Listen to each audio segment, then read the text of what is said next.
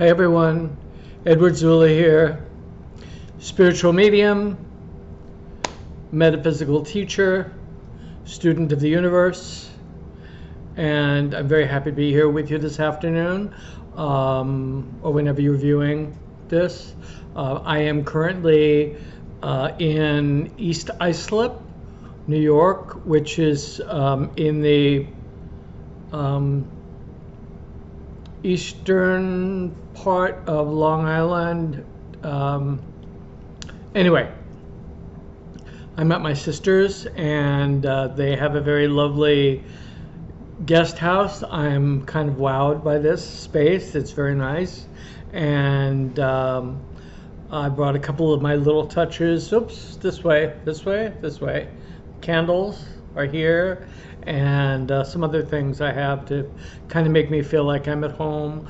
I'm really enjoying the time here, even though I am literally in isolation. I'm in quarantine for 2 weeks because they require that here in New York, New Jersey, and Connecticut, in the tri-state area, because I was coming from North Carolina. We're considered one of the states where the cases are increasing and they're decreasing here, so they have an understanding and a law, basically, that for 2 weeks, anybody coming from those states have to be quarantined for 2 weeks and then have a test. And this is the kind of thing I was thinking about as I was driving along, and split the trip up into 2 days, and I stayed in Alexandria, Virginia last night. But today I was thinking about this, and you know, how weird is it going to be, and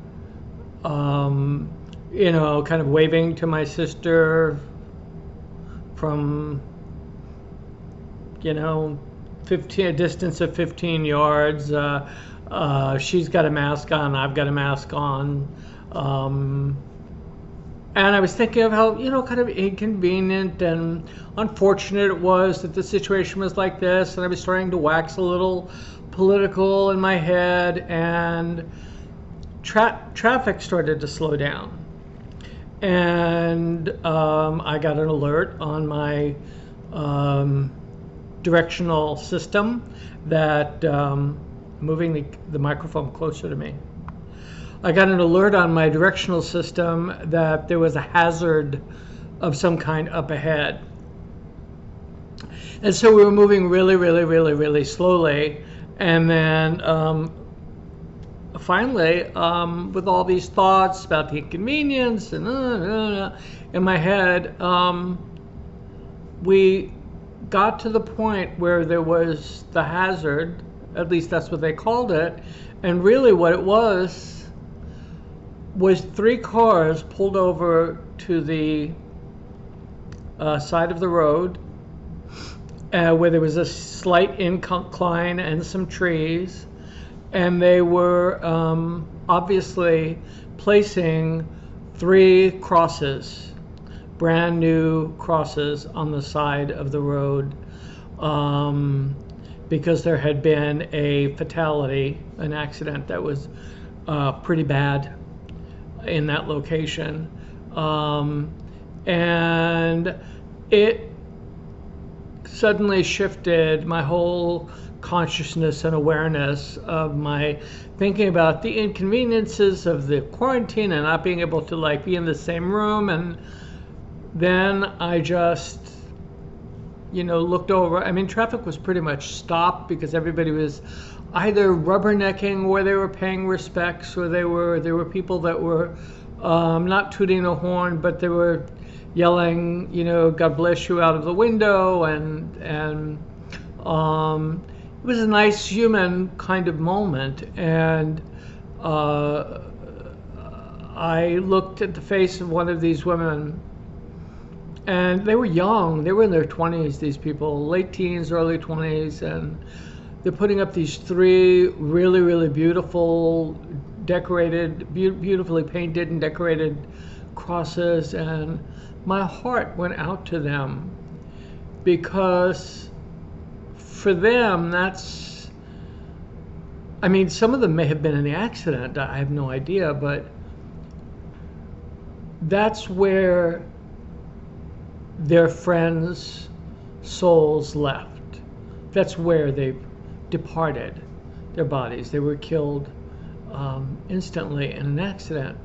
And several people that I know really well and that I've come to love and have been to me many times for readings have lost people this way in a very sudden, unexpected, untimely,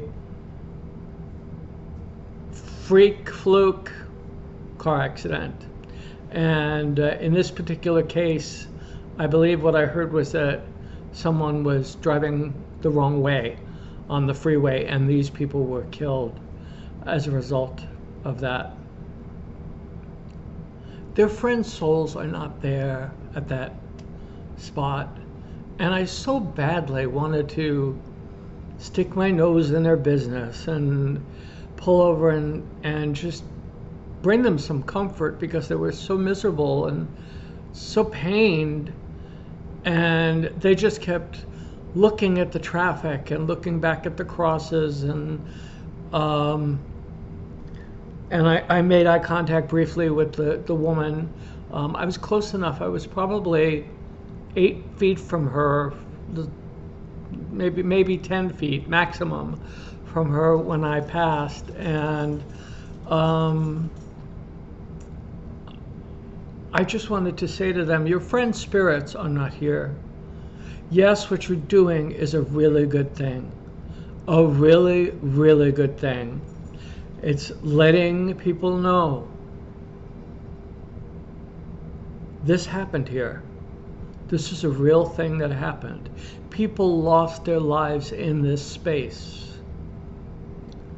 And if these crosses, by virtue of them being placed by these loving friends, save 1 life, 2 lives, 3 lives, because they slow down, they're more careful, they're more reflective, they just think a little bit, the drivers think a little bit about what they've seen on the side of the road, and they just put their phones down and they stop texting, or they turn the music a little lower and think about the lives that were lost.